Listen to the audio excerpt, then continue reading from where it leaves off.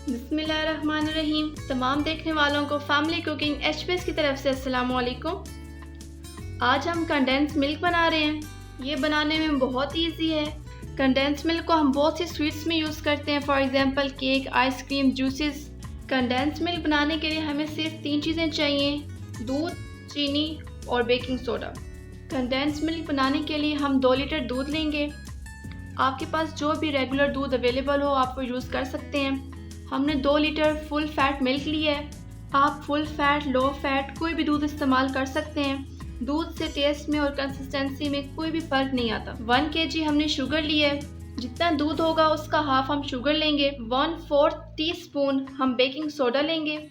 तो फिर condense milk बनाना start करते हैं। एक बड़ा बर्तन हमने चूल्हे पे रख दिया है। अब हम इसमें दूध शामिल करेंगे। बिस्मिल्लाहिर्रहमानिर्रहीम। 2 लीटर दूध जो हमने लिया था अब हम इसमें शामिल कर देंगे। अब हम फ्लेम को ऑन कर देंगे।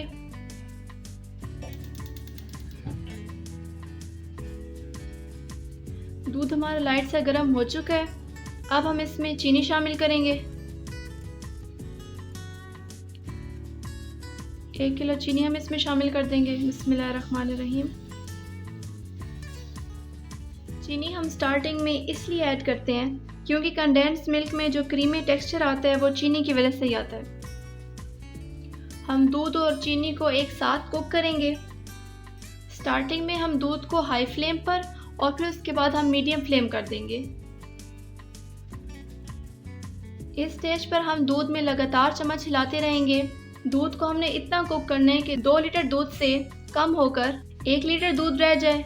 व्यूअर्स, आप देखेंगे कि जैसे जैसे चीनी मेल्ट होती जाएगी वैसे वैसे हमारे दूध का कलर जो है वो भी चेंज होता जाएगा।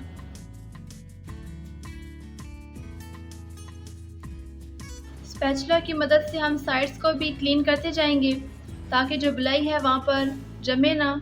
इस टाइम फ्लेम मीडियम है। आपने लगातार चम्मच हिलाते रहना है ताकि जो बलाई है वो ऊपर बिल्कुल भी ना बने, क्योंकि हमें बहुत ही क्रीमी टेक्सचर चाहिए हमें कंडेंस मिल्क का।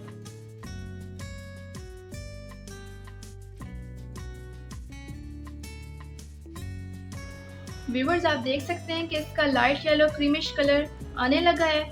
हम उसे जितना पकाते जाएंगे इसका कलर उतना ही चेंज होता जाएगा। कंडेंस मिल्क हमारा काफ़ी हद तक थिक हो चुका है। कंडेंस मिल्क का बहुत ही प्यारा कलर आ चुका है। अब हम इसमें 1/4 टीस्पून बेकिंग सोडा डालेंगे। बिस्मिल्लाहिर्रहमानिर्रहीम। इसको बहुत अच्छी तरह से मिक्स कर लेंगे।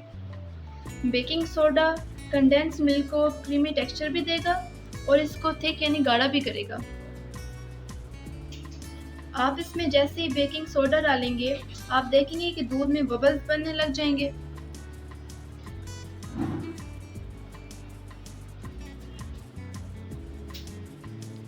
बेकिंग सोडा डालने के बाद आपको एक बात का ध्यान रखना है कि फिर आपको लगातार चम्मच को हिलाना है। 4 से 5 मिनट के बाद हमारा कंडेंस मिल्क थिक हो जाएगा।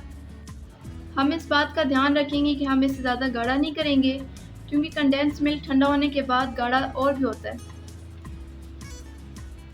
हमारा कंडेंस मिल्क अब बिल्कुल रेडी हो चुका है। बहुत ही प्यारा कलर आया है, जैसे हमें एग्जैक्ट चाहिए था। बहुत ही क्रीमी और बहुत ही खूबसूरत बना है। कंडेंस मिल्क की कंसिस्टेंसी बिल्कुल परफेक्ट है जैसे हमें चाहिए थी। फ्लेम हमने ऑफ कर दी है। फ्लेम ऑफ करने के बाद हम इसमें 1 मिनट तक चम्मच हिलाते रहेंगे ताकि इसका टेम्परेचर लो हो जाए। जैसे ही कंडेंस मिल्क रूम टेम्परेचर पर आ जाएगा हम आपको डिश आउट करके दिखाते हैं।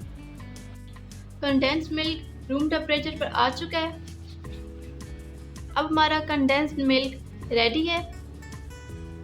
आप देख सकते हैं कि कितना अच्छा टेक्सचर आया इसका, कितना थिक है जैसे हमें एग्जैक्ट चाहिए था। अब ये कंडेंस मिल्क स्वीट्स में इस्तेमाल करने के लिए रेडी है। आप इसे किसी भी स्वीट्स में यूज़ कर सकते हैं। कंडेंस मिल्क को आप एयर टाइट जार में बंद करके कम से कम 10 दिन के लिए आप फ्रिज में आराम से रख सकते हैं। ये बिल्कुल भी ख़राब नहीं होगा। उम्मीद है कि आपको हमारी आज की रेसिपी पसंद आई होगी।